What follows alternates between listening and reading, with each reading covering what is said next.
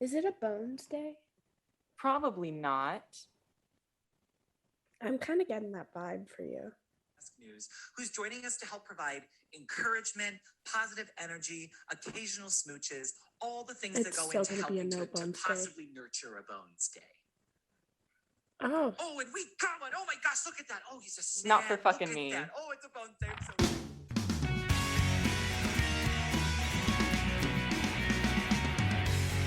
Hello, and welcome to Young Adult Reviews, where two youngish adults review books meant for much younger adults.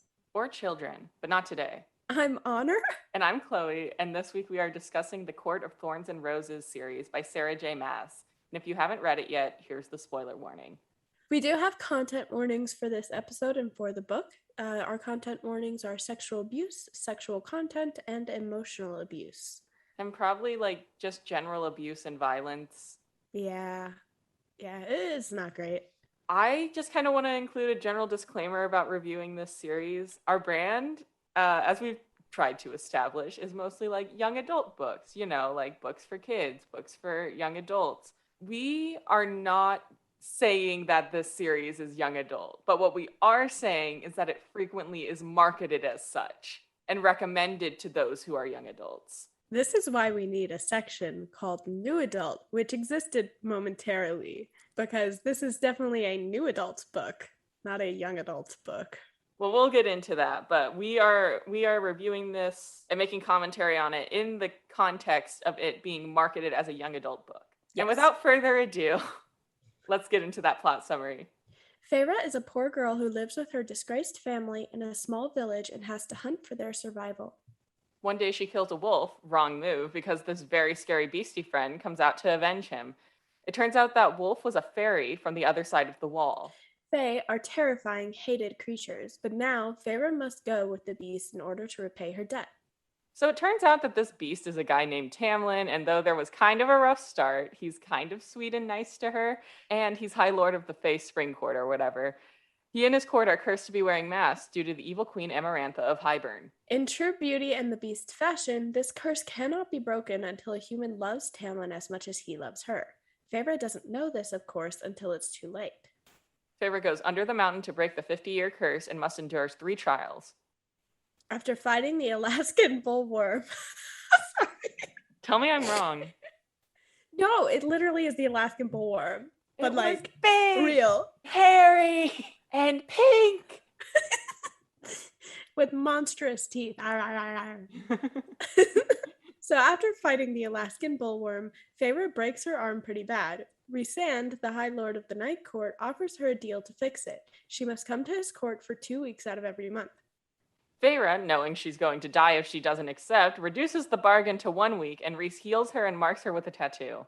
Rhys kind of generally sucks under the mountain, but he has his reasons. We'll get to that later. Anyway, Feyre completes the trials. Amarantha doesn't like that and kills her, so Rhys kills Amarantha, and then the High Lords use their light to make Feyre into a High Fae. She thanks Rhys for doing her a solid, and he disappears into the night. Feyre returns to the Spring Court. In Book 2, Tamlin is more suffocating than ever, and for Feyre, it's not a vibe. Rhysand makes good on his bargain the day of Feyre and Tamlin's wedding, and sweeps Feyre away to the Night Court. Feyre isn't too pleased, but she does learn how to read. Feyre returns to the Spring Court, and Tamlin has only gotten more smothering. He combines Feyre to the house, and Rhys sends his cousin to take her to the Night Court for good. In the Night Court, Rhys introduces Feyre to his inner circle: Amren, a death god in a Fae body, Morrigan, his cousin, Cassian, the leader of his armies, and Azriel, his shadow singer spy. It turns out that the Night Court sucking is all part of a big facade that Rhys uses to keep others out and away. He's actually pretty chill, and he's sorry about all that stuff he did under the mountain. Anyway, war with Hybern is imminent. Rhys and his inner circle, now including Feyre, have to find a way to stop it. Of course, hijinks ensue, and etc., etc. During this time, it's revealed that Rhys and Feyre are mates. In a conversation with some good soup, Rhys explains to Feyre that he was essentially Amarantha's sex slave under the mountain. He's had this bond to Feyre for 50 years, feeling her even though they had never met. They have sex and paint, and all is right with the world. After an attack on Valaris, the Inner Circle goes to Hybern's headquarters, where they see Feyre's sisters, Nesta and Elaine, thrown into the cauldron of creation to become made into High Fae. They are not happy. Turns out, Tammy Boy allied with Hybern, Feyre acts like Rhys was holding a mind spell on her and is acting so good that gives everyone enough time to get away. Tamlin takes her back to the Spring Court, thinking that she's back to the way she was, even though she hates his fucking guts. Feyre plays nice with Tamlin and Hybern for a little, but then it's time to go home. She escapes with Lucien, Tamlin's second in command, back to the Night Court. Everyone preps for war. There's a meeting with High Lords, and then there really is war. Cue the tense scene. In the final battle, everyone is there. Elaine and Nesta kill the King of Hybern, Amren becomes a death god, and the cauldron shatters. Feyre uses Rhys's power to put the cauldron back together, but he dies in the process. The High Lords and Feyre as High Lady use their light to bring Rhys back. Also, Amren comes back in Fae form for real now, no death god inside her. Peace comes to the land, though it will be a long process. Rhys and Feyre live happily ever after with all their friends in the Court of Dreams. The end, except for all the side stories. And the 3 books coming out later that are there are other 3 more? There's 2 more, plus the one that's already out. Oh, okay. But it's like after this series. Oh, okay. So we have the short story that's between this, and then we have Nesta and Cassian's story. And I think the next 2 are going to have one about Elaine and one about Lucien. Asriel. That's the whole question. Honor, you've read this book before, but what did you think about it? Okay, so I love the characters in these books. I think these books are very character-driven and not plot-driven. I think that's very clear from the fact that no one can tell you the plot of these books. They can tell you all of the character scenes and they can joke about the characters, but there's no plot here. Mm-hmm. Even though there's none. There is plot, but I think it's just hard to understand. And I'm nearly positive that if someone truly understood the plot, there would be so many plot holes. Because I got like the semblance of an inkling of that feeling last night when I was thinking about something, and then I forgot about it and I forgot to write it down. But I was like, wait a minute, it probably had something to do with Miriam and Draken, because I did not understand anything about them. What was their deal? What was Miriam, Draken, and Jurian's deal? I didn't include them in the summary because I don't know what the fuck that was all about. No one knows. Oh my god. Okay, I felt like stupid for not being able to understand that, but you're saying that no one knows, so I don't know. I mean, probably people do, but they're smarter than I am, so. There are bits that you like explain it, but I think because this is so character driven, a lot of that plot and like understanding of everything that's going on behind the scenes gets left out. And you can kind of tell that, as I was trying to say earlier, you can kind of tell with the way things are written that it's very much based, partly because it's in first person, that it's very much based on the character's emotions, on Feyre's emotions, and her biases towards the people around her. I would agree. Yeah, because for example, with the first book, we see Tamlin as very good, very knightly, and we see Rhysand as this very dark, evil person. And in the next book, it's very much flipped. Feyre's an unreliable narrator. Exactly. Yeah. I think because of that, there's a lot that gets missing and left out because maybe to her it's not important, or, something along that line. She said, I'm not going to pay attention to this. It's not important. Relatable. I would definitely agree with that, because I made a joke about this. And basically, in A Court of Wings and Ruin, the 3rd book, they have this meeting with all the High Lords to discuss going to war with Hybern. And if you think about it, they don't reach a fucking conclusion in the meeting. It's to characterize the rest of the High Lords, give more a close female friendship, and to have that little exchange between Tamlin and Asriel, where Tamlin's like, that noise she makes before she climaxes, and Asriel says, be careful how you speak about my High Lady. And they don't reach a conclusion about any plot-related devices during that point. Don't. It's literally just to build character, because later they're forced to act when Hybern attacks anyway. So they literally have not worked together even once to reach a good conclusion for anything. Literally. And I feel like it's very clear. There's a lot of like opportunities where there could have been war scenes. For example, the tent scene. But you don't really see a lot of that. You don't see a lot of that war and that gritty and that plot-driven storyline at all. until the very end where it's absolutely necessary to wrap up kind of what's happening. So it feels like the plot's just kind of thrown in as an afterthought. It was like, oh yeah, I started this, I have to kind of tie it up and end it. So here you go. Yeah, especially again with that whole thread with Miriam and Draken. They were like, why didn't you come calling? And Reese was like, you guys were gone. And they were like, aw, damn, our glamour was too good. And they were like, what? I would have been so mad if that were me. Like, I would have been furious because, like, they lived on, what was it, Cretea? It was on Cretea. And they were like, we went to Cretea, but you guys weren't there anymore. And they were like, oh yeah, we just glamored it to look like ruins and to make you want to turn back. But I guess we glamored it too strong and didn't really think anything of it when no one came calling in 350 years. Yeah. Did it like slip their mind? They were like, oh fuck, like how someone might be like, oh, I forgot to get the mail this morning. No, here's the thing. Even like with like glamoring their island, they should have been aware of the fact that someone was trying to reach them. Like, if you see someone approaching your island, you're going to tell that. Like, they glamored the outside world, not themselves. My guess is that looks like Azriel. Right. My guess is they full well saw, like, people in need for help, and they went, we're going to hit snooze on that, and we'll be back right after. We'll be back right when you need us the most, so you can't really get mad at us. Right. Can I tell you my first experience with this series? That was my fault, yes. Yeah, I would argue that this was almost like a catalyst to get me back into reading in college. So I do owe you that much. But I was doing homework in honors dorm, and you were like just vibing in your bed. I was like working on my laptop at your desk, and you had an audiobook playing. And it was the scene in ACOTAR where Tamlin says the thing, and then Azriel says his thing. And I was like, what the fuck is this? I was like, I'm pretty sure I said that verbatim. I was like, what the fuck are you listening to? And you were like, it's an audiobook. I was like, an audiobook? And you were like, yeah, it's a fantasy audiobook. And I was like, what the fuck? I was like, when could books be like what this? do you listen to? No, literally. And I was like listening, and I was so intrigued. And I was like, wait, who's talking right now?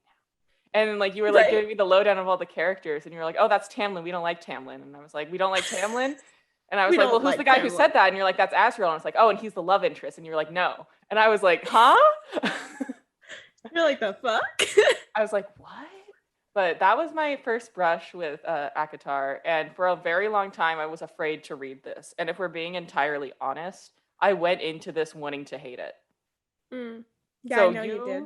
You cannot find a person who will be more honest about this reviewing than me. Well, you probably can. I don't want to make claims like that because it's probably not true. But I went into this series wanting to hate it, and I came out liking it. I'll say it. I liked this book series. We love growth. Yeah, I don't love it. I have my qualms with it. You don't have to love it, but you should. I feel like a lot of people like decide they're going to hate something before they've like tried it or read it or ate it or whatever, you know, whatever the thing is. And I personally don't think that's fair. I think you should try something before you decide whether you like it or hate it. Agreed. I don't think you should base opinions off of no fact. So true, bestie. So true. So that's you were like, oh, I'm so scared of like this book, like I'm gonna hate it, like I'm not gonna like all these scenes that are happening, and I'm like, shut the fuck up, read the book and then tell me you hate it. Yeah, because I'm very big on prose and the tone that it lends to the work.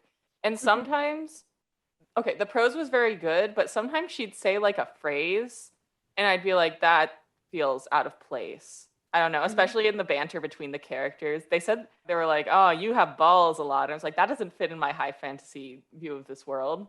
You don't say you have balls while you eat a mutton leg, you know? I don't know. I just feel like that clashed in my mind in particular. The prose is very beautiful otherwise, but that's like my complaint about that. And I have more complaints, but we can engage in a dialogue about that. Characters definitely feel like they're literally college kids that got too much power and were allowed to run amok. No, literally. So. That feels like it's exactly what happened. Like, who let them? Who gave them permission? And no, literally, Cassian and Azriel. Okay, but here's the thing. Okay, this is like sidestepping into ages now. Because here's the thing that bugs me, right? All of these three main guys, Rhysand, Cassian, and Azriel, are like hundreds of years old, right? 530-ish, give or take. Yeah, hundreds of years. Like, they have not grown up. They have their moments, but like, they're boys at heart. It's very clear. They're just silly, goofy boys. But here's the thing that's like, okay, you know, they're adults. They've grown up, but there's, you know, they're still them. That's cool. That's great. But then we have Feyre, right? And she is 19, I think, to 20 in this book. I think she ages into 20. Yes. For then. And so you have these 500-year-old men, and you have this 19 or 20-year-old girl. And in the Fae world, as you see by, I think Alice says it originally, you are not an adult until like 75. So these boys are probably like young 20s for humans, probably, right? And then you have a literal baby in their eyes, like maybe a toddler in their eyes. No, which is like gross. No, okay. And then like I would also like to get into that.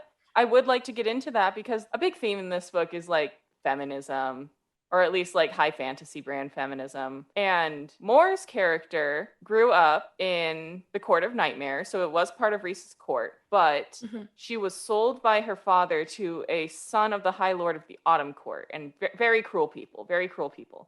And rather than go with this arranged marriage, she goes and has sex with Cassian, kind of like ruin herself and make it her choice. And then she gets thrown on the side of the road with a knife in her stomach, holding like a note there. And they said that happened to Moore when she was only 17. So I'm like, was she like an actual child, or did she look 17? And Feyre's like, wow, that's crazy that only happened when she was 17. It's like, girl, you're 20. You're basically the same to them. And the fact, and because they're like, oh, she was so young. And it's like, but Feyre is like the same age. And she's not so young. And Feyre doesn't view it the same way because in her mind, she's viewing human years. So to her, 17 is like, oh, that's just, that's crazy. Like, that's still like kind of young.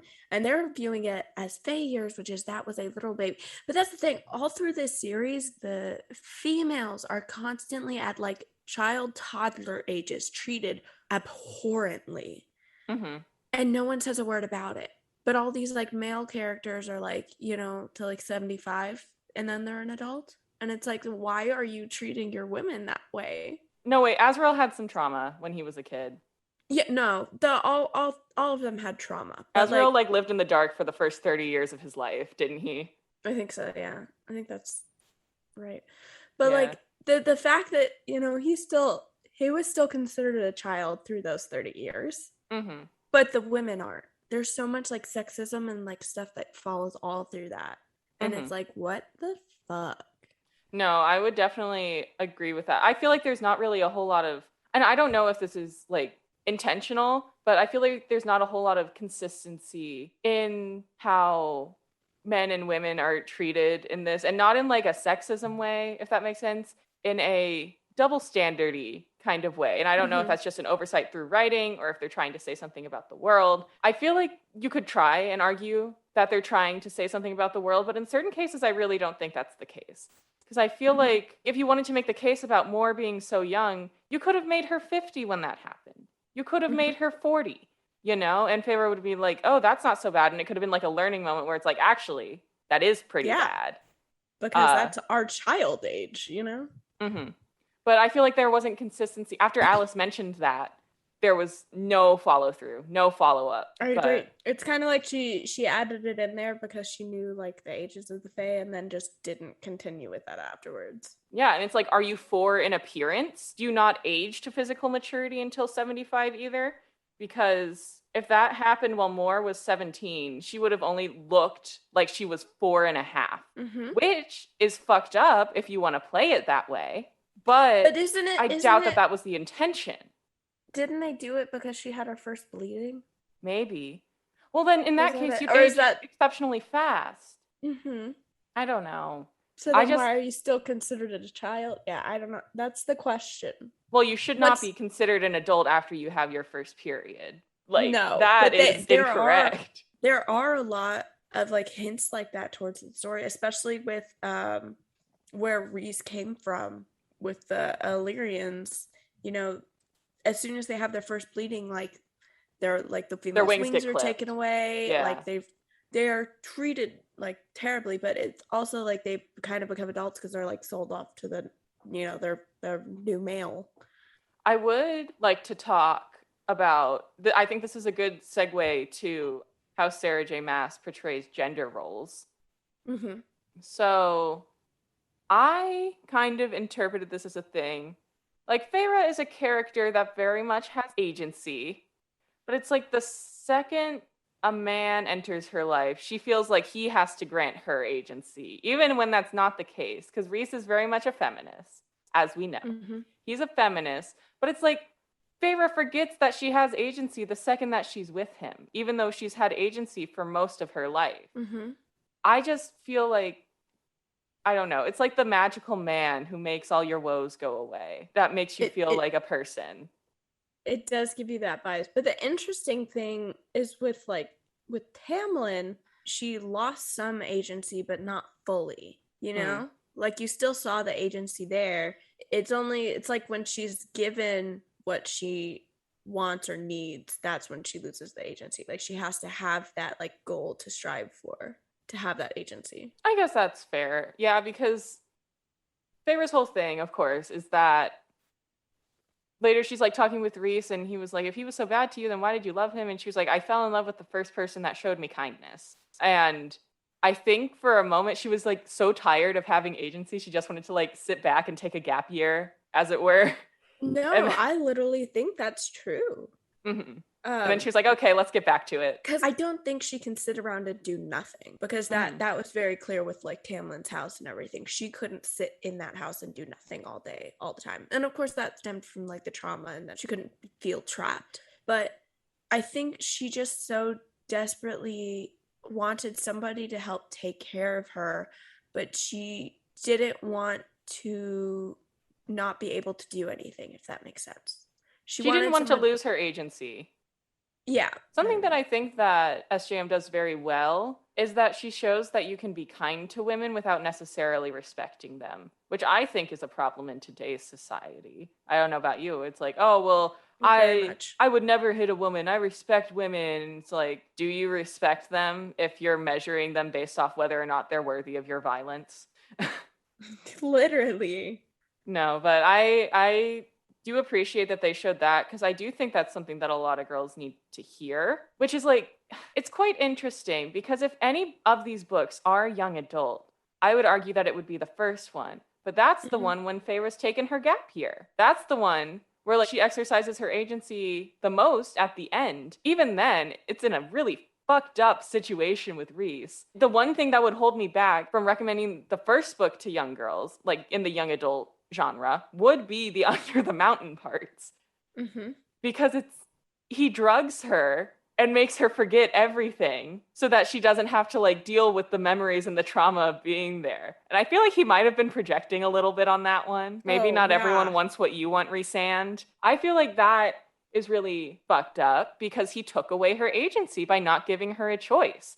And you could see that because you saw after he started doing that, her depression like majorly kicked in. Like she was like, I just want to get to the next like drugged out state and just get through this. And she adopted the addict mindset. Yeah, because the wine for humans was addicting, so it's not a surprise that she got addicted to that in that way. But it made her lose her agency, where she was like, I'm not going to be able to survive this. I'm never going to get out of this. Versus before, like, yeah, she was like, this, like, it's awful. I might not, but she had that agency where she was like, this is why I'm striving for it. This is why I'm going to get out. And also, I'm not sure that it was necessary for him to drug her in the first place at all. No, it like literally wasn't. I think he was projecting. He was like, I wish this was happening to me. Drink up, bitch. He thought he was doing her a favor, but he wasn't, is the fact of the matter. And I know he was like taking her out to like keep her out of the dungeon and like keep her out of the clutches of her guards. But the thing is, like, she was vibing there during the day anyway. Why would you only take her out for half the day? Rhys did some fucked up shit and he apologized for it. I think partly it was because he stopped everyone from making her do chores. And so he had to like maybe get her out, like be seen somehow so they would stop playing around with her. But that was not the way to do it at all. No, literally. I have some notes on your methods recently. And like I get it might have been Like a thing where literally it's like give I her have some to wear chores the yourself. No, he's like I have to wear the mask of the High Lord of the Night Court because of course he pretends to be an asshole to make everyone afraid. But the thing is, there were less disgusting ways to do that. Because frankly, you made a TikTok a while back using that Taylor Swift audio. And it was like, I hate you, get out of my house. And that was Therese in ACOTAR. And then in ACOMAF, it's like, I don't know where that came from. Never experienced home invasion in my life. Yeah. But then again, things might have been... Again, we briefly touched upon the fact that Feyre could potentially be an unreliable narrator. So that second book, I want to say the shift happened after Tamlin told her that high ladies aren't a thing. Yes. The shift kind of happened there, but I don't think it was because of the fact that high ladies weren't a thing. I think it was because of the fact that he was constantly kind of putting her down in a way and trapping her in ideas and what he wanted her to be. And so I don't think it was necessarily just because she couldn't be high lady. But I think it was because of what came with that idea. Yeah, I think that was just the beginning of the tipping point where Feyre was kind of like, maybe Tamlin isn't the nice guy that I thought that he was, and maybe Rhys isn't so bad. And I totally wouldn't discount unreliable narration being the way that she tells her story. Between Rhys and Tamlin, I think the unreliable narration shows the most, in my opinion.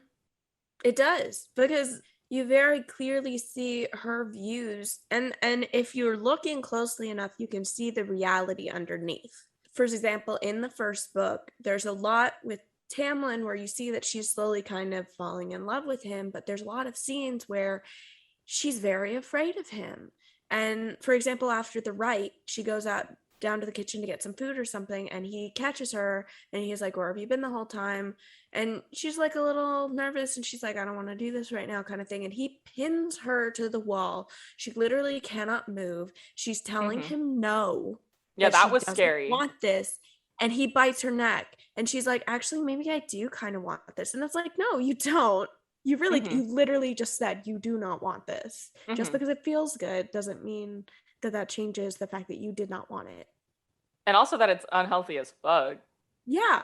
And then you see scenes later, like with Rhys under the mountain, where she's seeing the horrible things that he's doing, like when Amarantha made him basically shut down the mind of the summer court person. And instead of shutting down like his thoughts and stuff, he completely just killed him because it was a mercy kill. Because that was a better torture than letting him live through the tortures of not having his own mind anymore. And so she viewed that as a horrible thing because he just killed this Fae outright. But she also saw like his face as he did it and realized it was a mercy kill, but didn't want to accept that. And she saw the gratefulness of the other summer court people from that. So it's very clear that there is a bias in her own opinions of them. But I think we as people in general do that. So no, absolutely. It's very human. We are all unreliable narrators of our own story. And I think Feyre illustrates that very well as a narrator. Let's talk about lack of diversity. Yeah, the fact that there is literally no diversity. Yeah. My bad. That one scene where Moore comes out. Yeah. Yeah, that one scene where Moore comes out, but not really. But like, not really. Yeah. Yeah. Yeah, that's fucked. Anyway, SJM likes to do this thing where she's like, tan, golden brown skin, and it's very racially ambiguous. It's like her way of including diversity without including diversity. And I was doing some research before this, as I do, and I saw that like she wrote Throne of Glass when she was 16, ACOTAR immediately after. Well, actually during the Throne of Glass series, yeah. So I feel like you can see the clear line of progression, because I heard that Crescent City is better in terms of diversity. I haven't read it personally. Yet. Yeah, I haven't read it yet. But that the consensus seems to be that the diversity in Crescent City is better. That, of course, remains to be seen on how she uses the characters that she's included for diversity. Because, sorry, spoilers, I encountered this in my research. There's a black character in Throne of Glass that literally dies. I was going to talk about that. that literally No, dies to she further the literally- white protagonist's plot line. Literally. And in this one, I think the only Black characters she has are the Summer Court. Isn't that right? I would argue the Summer Court is pretty racially ambiguous because it's just like, oh, the golden tan skin. I think there were like one or two brown characters who were like the wives of high lords or something, or like the courtesans of high lords. But that's the thing. They're all like minor characters. They're not Mhm. even side characters. Like at least, and this isn't even an excuse, but at least with Throne of Glass, it was a main character. No, and I would like to say something. I know this is like fan art depictions, but I was like joking with Robert and I was like showing him characters and I was like, oh, tell me if they're like a psychopath or a cinnamon roll. And of course I had Rhys, Azriel, and Cassian. And I like scrolled between Azriel and Cassian. And then he was like, oh, ha, ha, ha. And I was like, what? And he was like, that's the same character. And I was like, it's like actually not. And he was like, what do you mean? He like did not believe me that it wasn't the same character. And I think when three of your main dudes look so alike that you can't fucking tell them apart, would it kill you to make one of them not white? Like, literally. Just one?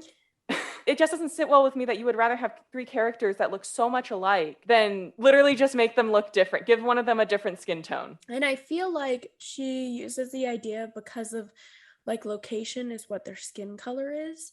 But like that's not true for the real world. And yes, this is a high fantasy world, but that's even more reason to make it a better world for that. Unless you're trying to make a point, which she hasn't. Right.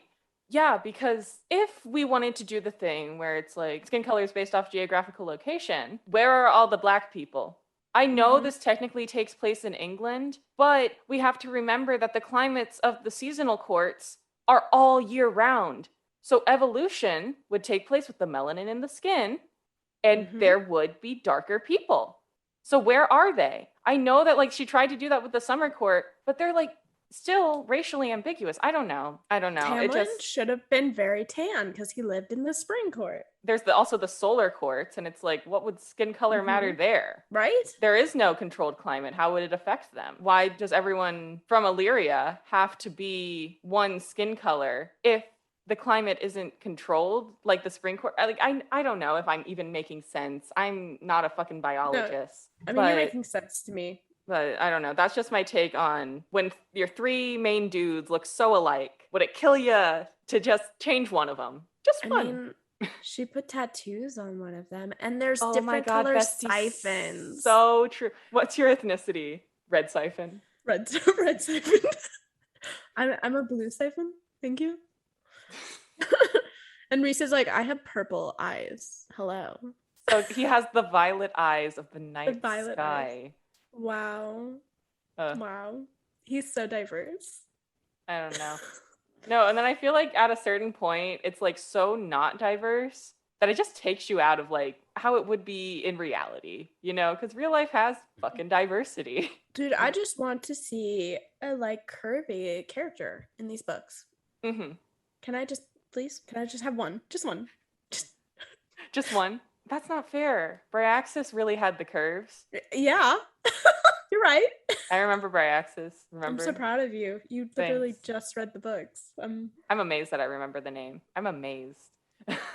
And then we can also talk about the portrayal of LGBT issues, because Moore's whole thing is that she's a closeted lesbian. But I don't know, because I was reading Moore's coming out speech, as it were, to Feyre, and it seemed like not even Moore knew what she wanted to say, because she kept saying, I don't know, and she was very apologetic and things like that, you know? I would almost argue that that's worse.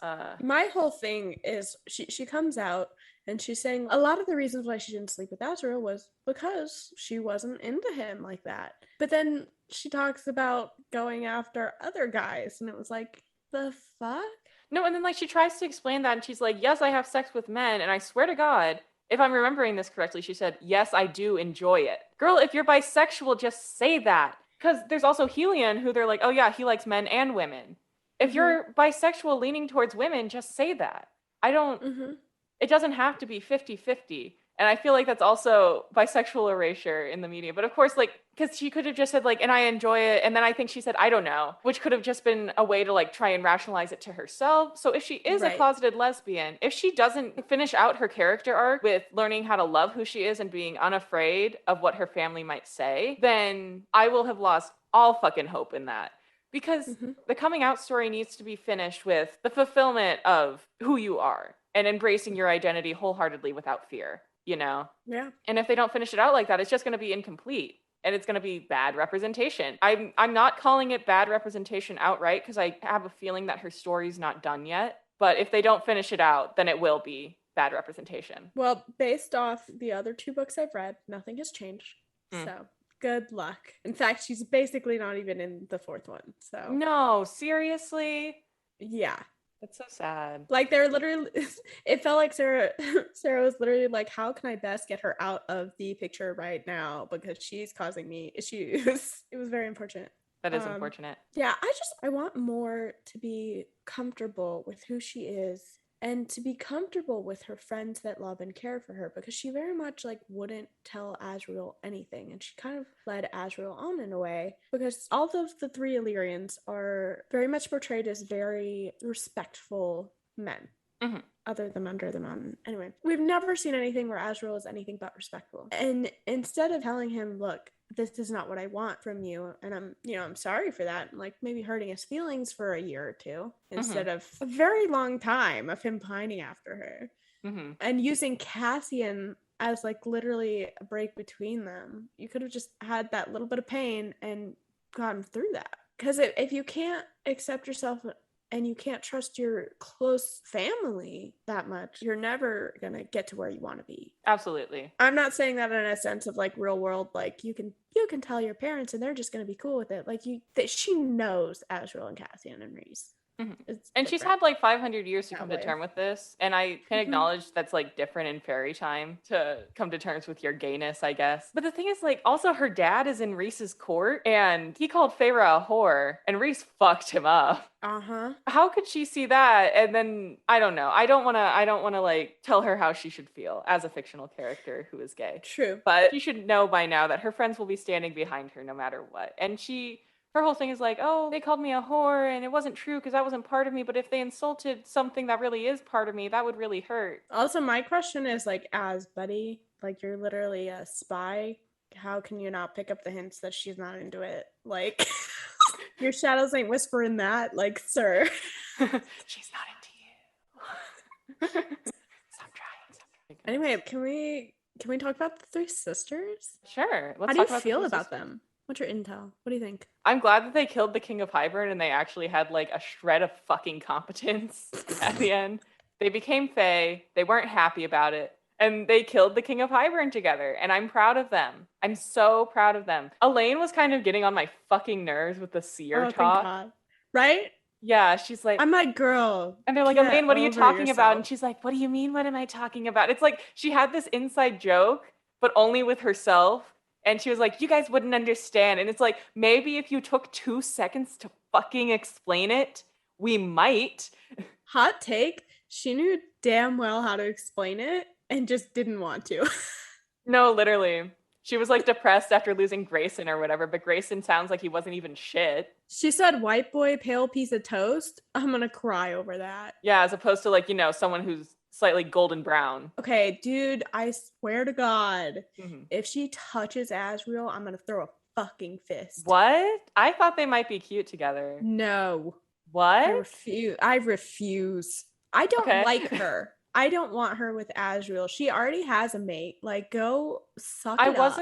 I wasn't a fan of her until she shoved Truth Teller through the King of Hybern's throat. And I was like, okay, she did redeem herself with that. I will admit. But I think, because I've read the other 2 books, I think there's just so much of her pushing Lucien away without giving him a chance. Because I think Lucian's fine. I would have preferred Lucien with Feyre anyway instead of Tamlin, honestly. Right? I liked him. I liked them better together than I liked Tamlin and Feyre. And I think that's because Lucien respected her. Yeah, and there was more honesty about their relationship and feelings between the 2 of them.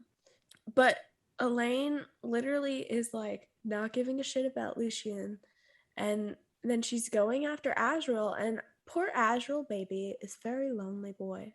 Okay? He can't help it. He's just a simp. Okay? Azrael is such a simp. He's a simp. Oh my god. Okay?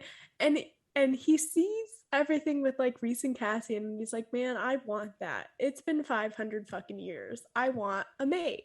Mm-hmm. And you know, she's trying to like be that for him, and like I don't think she should be, because here's the thing, right? He has a mate somewhere, right? Sure. Yeah. He's got to. Might not be born yet. Yeah, I know mating is like a whole like, oh, that rarely happens, but like with this group, literally people everyone. are finding mates left and fucking right. Are you kidding me? Literally. So like, I would hate to see him end up with her, for her to reject her mating bond, and then not ever allow him a chance at his. Because I have thoughts about who his mate will be, but you haven't read that far, so I'm not going to spoil it. Okay. Anyone listening that has read that far, you know who I'm talking about. You know. Anyway, I do like Nesta. I like Nesta. Hot take. I love Nesta. Okay, I feel like I like Nesta because I am Nesta. She gives me Capricorn energy. That's funny. I mean, is Feyre a Sagittarius? I think she's a Sagittarius because her birthday's on solstice, right? Yeah. Yeah, so I think that would put her right in as a Sagittarius, but I think Nesta's a Capricorn for sure. Mm-hmm. Probably a January Capricorn if my vibes are right. I might be totally wrong. Do we have a birthday for Nesta? No, we can look it up. Oh, wiki. Because we did this during False Prince. We guessed, and when it was right there in front of us. Okay, dude, I guessed so well. And you were like, did. No, it's Honor. True. You were like, no. And I was like, the vibes are there. No, she was born in the spring.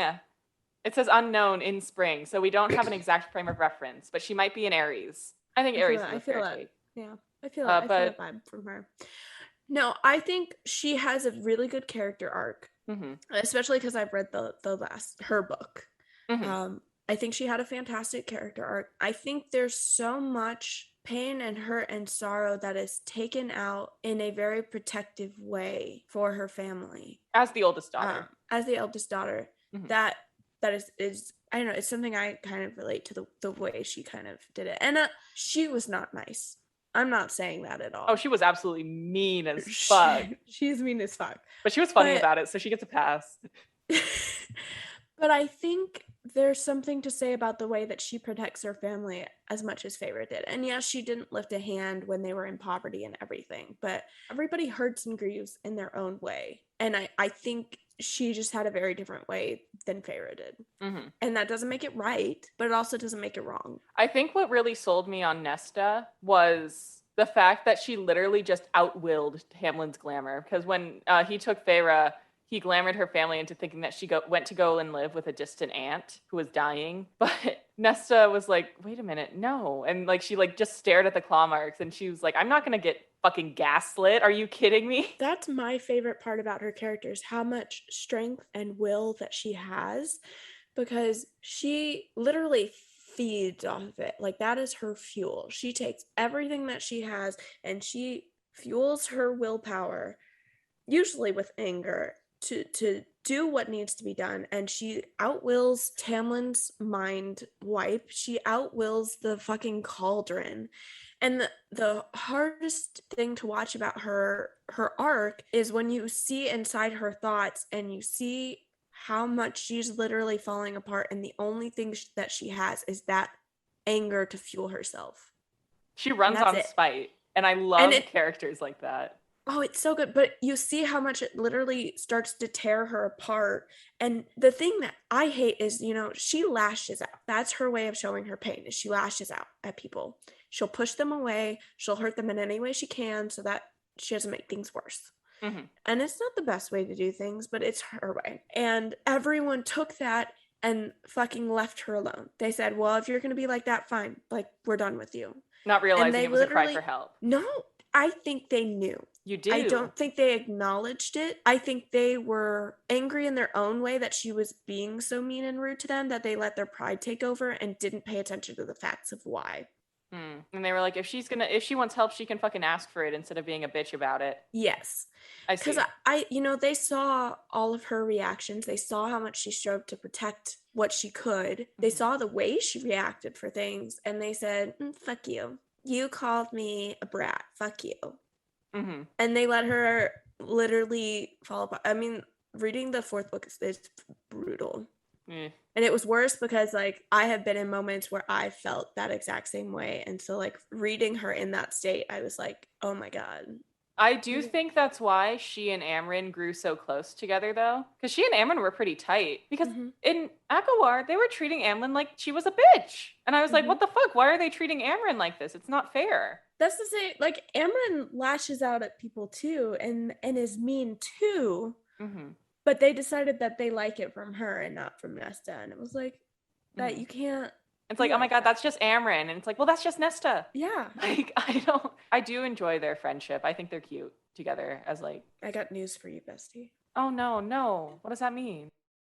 So we have discussed how these books should not be marketed as young adult books. I would argue mostly due to the nature of their explicit sexual content. What do you think are the dangers of this being marketed as a young adult book? I think there's so much in-depth and underlying things that you don't necessarily realize unless you're reading this kind of with the adult mentality of like analyzing it.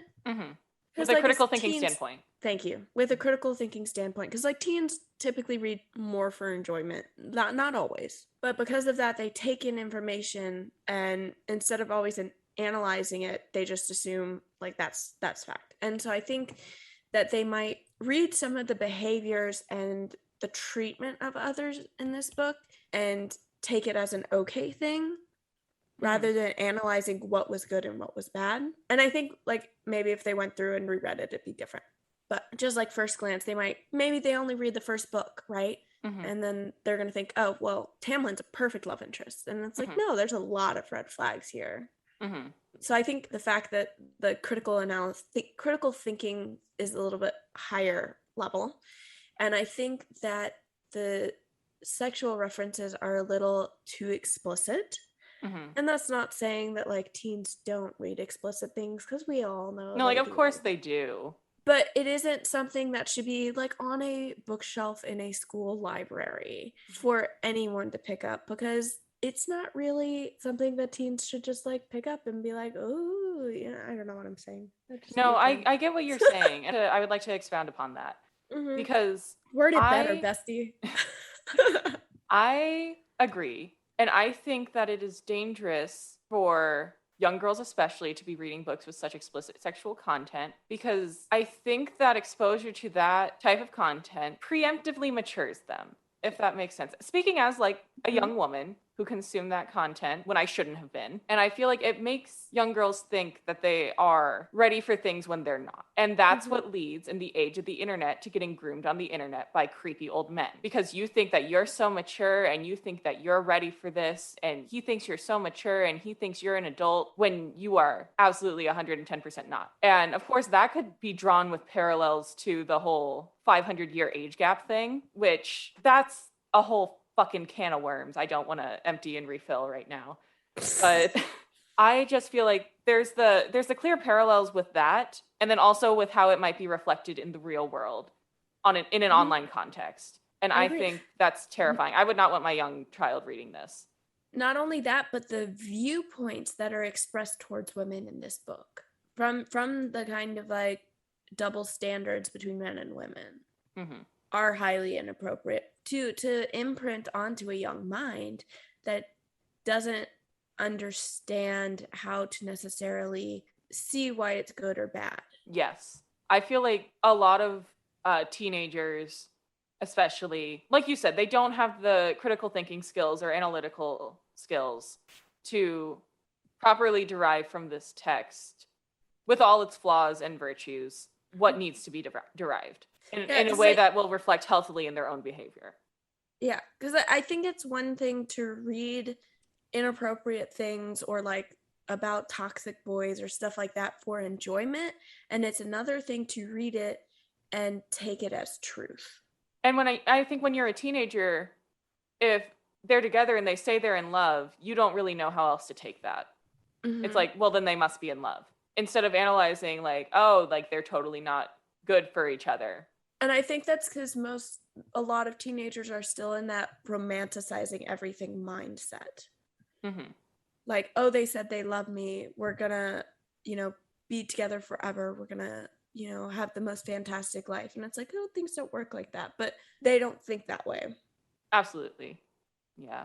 I don't know. I just thought that we should like discuss that, especially with our disclaimer in the beginning, and also just like this being like a young adult book review podcast. So I think that the genre of like new adult needs to really fucking cement itself. Mm-hmm.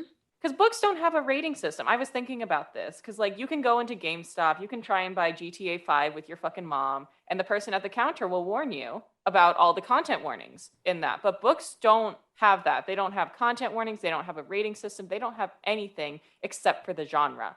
You have to go look it up yourself. You have to go look it up yourself. And I don't know. I feel like some parents, like, don't especially monitor what their kids read. Of all things, like they don't monitor what they read because it's a book. How bad can it be? Mm-hmm. But I don't know. That's just my 2 cents. I'm not saying that there should be a rating system for books. That's not what I'm saying at all. In fact, I think that the rating system for video games and movies is very flawed in itself, and we don't need to bring that to the book world. I have whole opinions on that as well.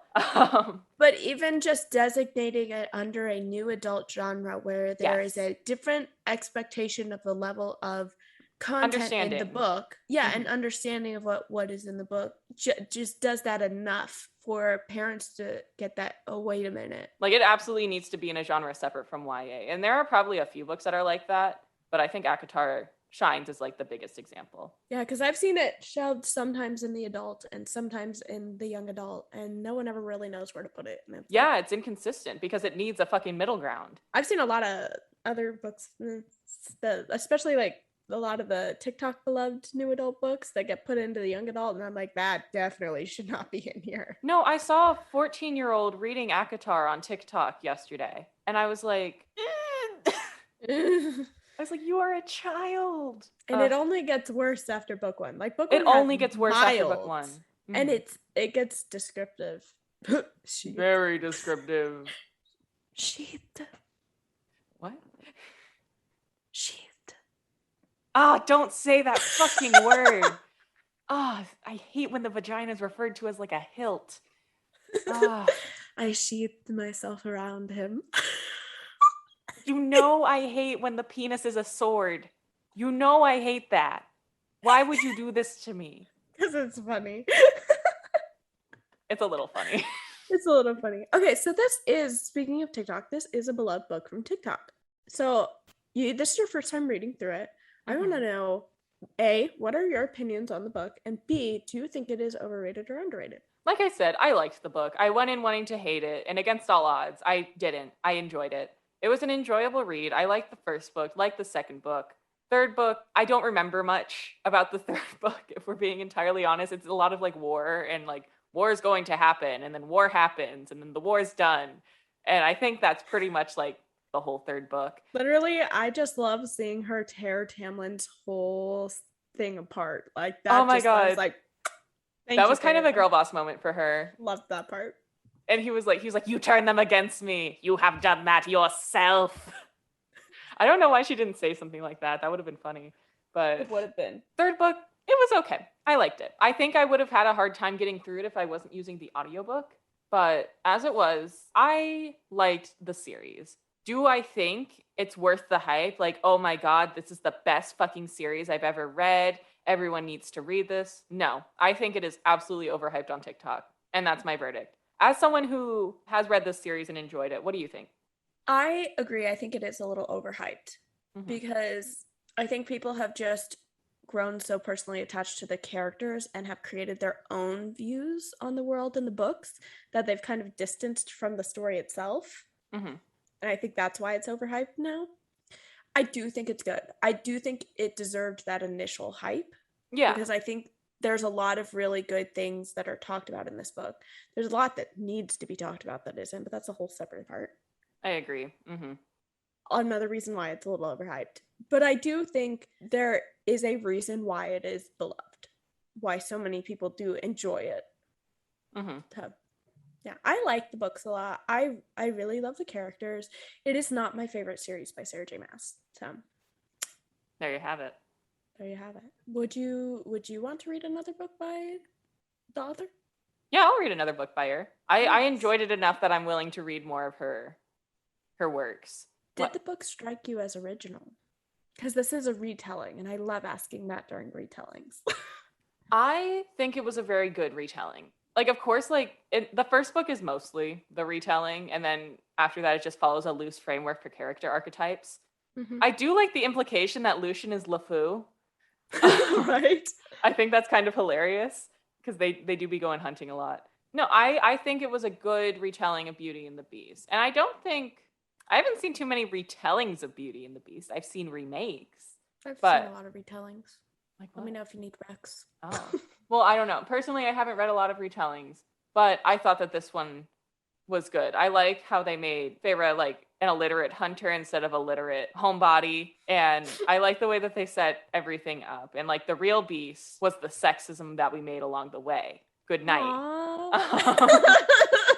The real beast was the gender roles that we made along the way. Good night, Tempe, Arizona.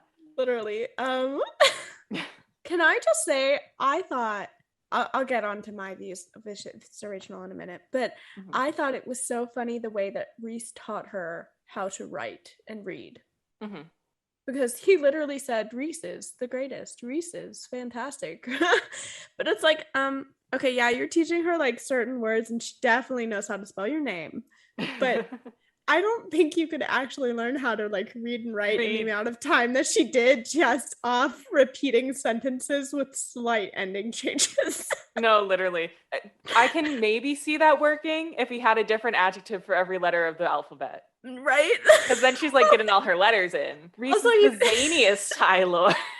Also, he doesn't like sit down with her and like tell her what the words are. So she's like, not at first at least, because she wouldn't let him, but like, she's sitting there probably reading these words and trying to like figure out what the fuck he's saying. And then going, oh God, he's full of himself again. So funny to me, especially because he starts when she still hates him.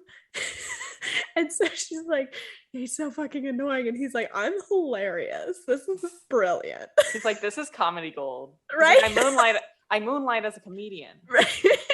Come see my set in Valaris. It's so funny. Okay. So my take on whether it's original or not, I think it is original. And I say that because you originally think of the book with Tamlin being the beast. Mm-hmm. And so you read the book from that perspective, and it kind of gives that perspective, and you're like, wow, this was well done. Like, good job. Okay. And it doesn't directly follow Beauty and the Beast, so it's not like the exact same premise. Mm-hmm. The kind of like overarching story is there, which is good. And then you get to the second book and you realize that, oh no, Tamlin is not the beast. Rhys is the beast. And Tamlin is actually Gaston. Which, again, the implication that Lucian is LeFou is very funny to me. Right? At first I thought he was like Lumiere, and I was like, oh, that's funny because the gold eye and stuff. Like, all right. Yeah. Or like Cogsworth or something. And yeah, well, and then the red hair, like fire, that was my thought originally. Shall we get on to ratings? Chloe, how do you get on to ratings? Chloe, how do you rate this book? 4 stars. Or series. Okay. First 2 books, I did finish ACOTAR in one sitting. So I'm going to rate that like 4.5 stars. Second book, people are going to hate me for this one. 4.3 stars.